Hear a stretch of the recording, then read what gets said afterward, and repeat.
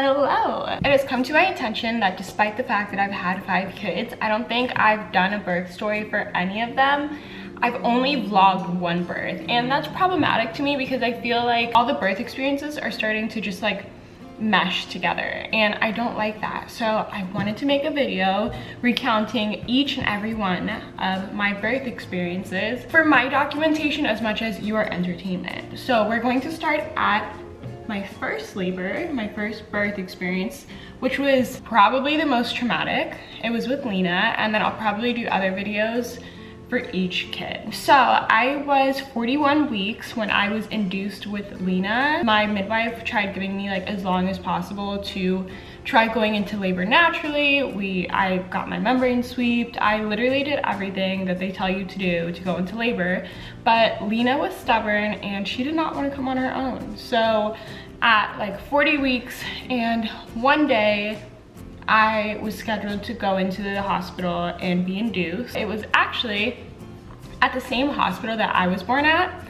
so kind of like sentimental, but yeah, so she was born at a military hospital. We went in to get induced, and right before we went in, me and Pete decided to like get our last like kid-free meal, which was like Carl's Jr. I was afraid of like eating anything like an actual meal because I didn't want to like throw up or anything. I didn't know like what labor was going to be like. I went there with like the mindset of like, you know what, like I know that I have like a decently high pain tolerance, so I told myself that I was going to try going without like the epidural. So they were just like, okay, and they gave me the Pitocin, and this was at I think like 4 o'clock. I think that's when I went in, 4 o'clock during the day. I was like fine until like 8 o'clock, and then I was only like 6 centimeters dilated. I think going into there I was 2 centimeters dilated. And so within the 4 hours of being on Pitocin, I literally had only dilated like 4, and I was like in excruciating pain. I told Pete, I was like, I can't do this. Like I don't know, like, and I've heard that Pitocin contractions are a little bit different than actual contractions. Having had normal contractions without Pitocin, I would say that like Pitocin contractions to me felt like a little bit more like sharp. Like contractions hurt and like they're tensing up and they get intense, but like Pitocin was just sharp. I don't know how other way to describe it. Around 8 o'clock, I told the nurse, I was like, I can't do this, like I need an epidural.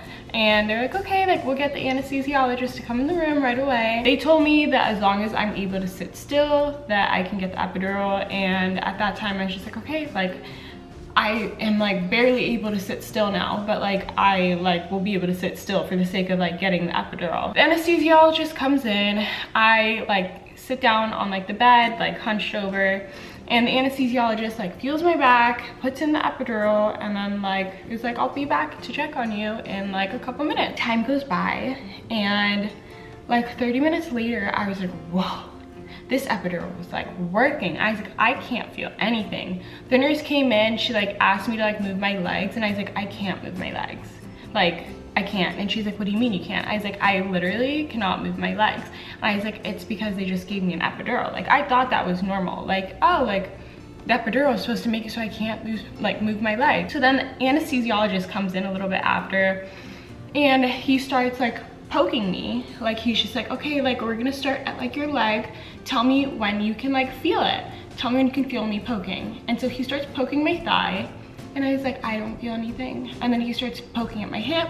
I was like, I don't feel anything. He starts poking at my stomach. I was like, I don't feel anything. He gets to like my rib cage. I don't feel anything. He gets to my armpit, and I was like, oh, I feel that. He gives me a very nervous smile, but mind you, I have never experienced an epidural before. I thought this was completely normal. I thought the epidural was supposed to just take all feeling away. I didn't know better. So I was just like, yeah, like it's working, like that's crazy. Like I don't feel anything. Like I don't feel contractions. I don't feel my legs. I can't even move my legs. And he was just like, oh, okay, I'll come in and check on you in like a couple like minutes again. So every time the nurses came to check on me, if like they needed me to like roll from one side to another, the nurses and my husband had to like literally roll me. Looking back, I was basically paralyzed. Like I was basically, I was paralyzed. I could not move my legs. I could not feel anything at all.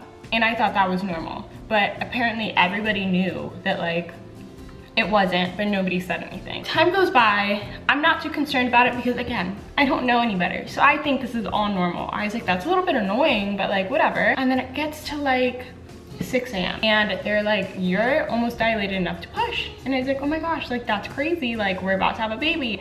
And I was like, okay, I'm ready. Like I'm ready to push. Just let me know what to do. If you haven't given birth before, or like in a hospital setting at least, they have like these like props where you're supposed to like place like your feet and legs on. And since I couldn't move my legs, my husband and the nurse had to like manually lift my legs and put them on the props. They're supposed to like hold your legs up so that you can like push better. And they're like, okay, like you're gonna start pushing. And so I start pushing and pushing and pushing. And they're like, oh my gosh, we can see ahead. It's not a happy, it's not a smooth experience. Just wait. And they're like, oh my gosh, we see ahead. And it's like, oh my gosh, like I'm doing this. And pushing, pushing, pushing. All of a sudden, people start panicking. They're like, stop pushing. And I was like, what do you mean? They're like, stop pushing.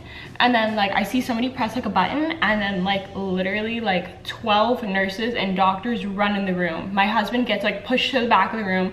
People are surrounding me. I have no idea what's happening. All of a sudden I heard nurses start counting, which I later found out was like my daughter, like she wasn't breathing. I'm panicking because nobody's communicating like what is wrong. Like they were just like, oh my gosh, like one more push and the head will be out, to like stop pushing, like stop pushing, and then like counting. And I feel like when they count, it's probably like something serious. So I assumed that like the counting had to do with like my daughter, because I was fine. I'm like looking at my husband like panicking, not knowing like what's happening. They got to like 30 seconds and I'm just like in shock. Like I don't know what's happening. People are like shouting at each other. Like the doctors were shouting. Like the one that was helping me deliver was shouting at like an older one, and then the older one literally shoved him to the side, and then all I see is her grab a massive pair of scissors, pick it up, and then just like go between my legs, and I just feel tugging. Yeah, picture that. I mean, maybe not,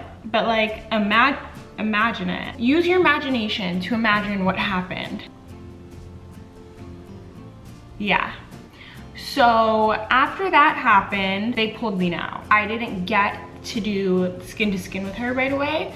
They pulled her out, put her on the table. We're like trying to like, you know, shake and like stimulate her. Me and my husband were like silent, just staring at each other, because again, like we didn't know what happened, but the fact that like they didn't give our baby to us, we're just like, is she okay? Like what's happening? Didn't hear anything. About 15 seconds go by, and then we hear her cry.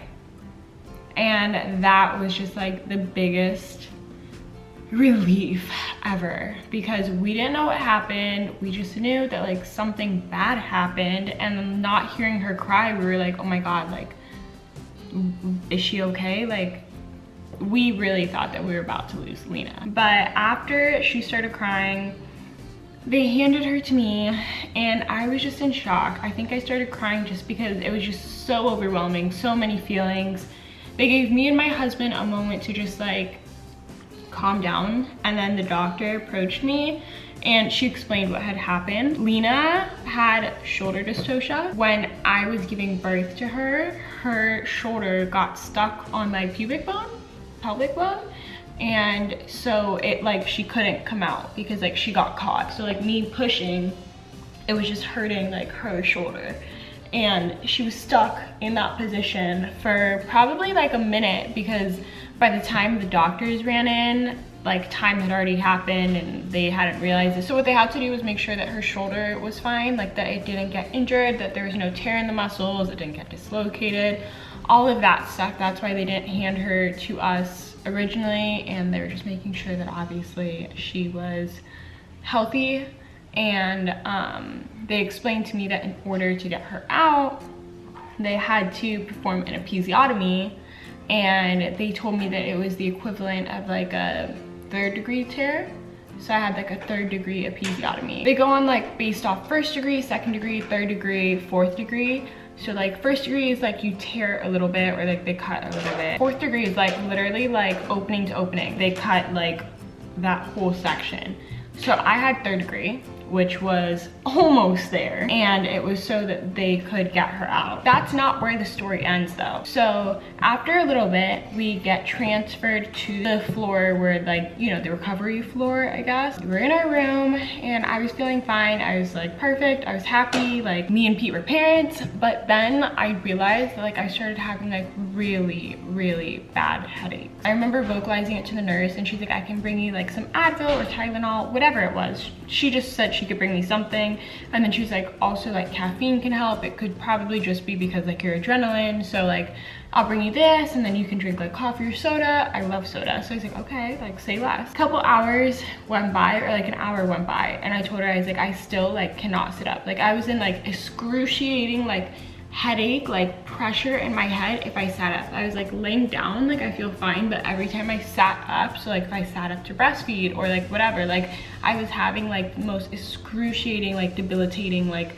pressure in my head. That's when I realized that my epidural was faulty, which means it led to me leaking spinal fluid and me getting an epidural headache or a spinal headache. If you do those like orientation things and before like you give birth at like hospitals, and they tell you like your chances of getting this, like if you do this, is like 0.01%. The chances of having shoulder dystocia are like very minimal, and it happened. The chances of having a spinal headache, like leaking spinal fluid and having that issue, I'm pretty sure less than like 1%. The only way for them to fix it, mend it, is by taking blood. They took blood from my arm, and then they have to inject the blood, and they'll inject it into your spine to kind of patch wherever it is leaking. So yeah, I had to go down to the laboratory, and I was like as good as new. I was joyous, in good spirit, and a couple days went by. We had to go back to the hospital because that's where like they wanted to do like the checkup for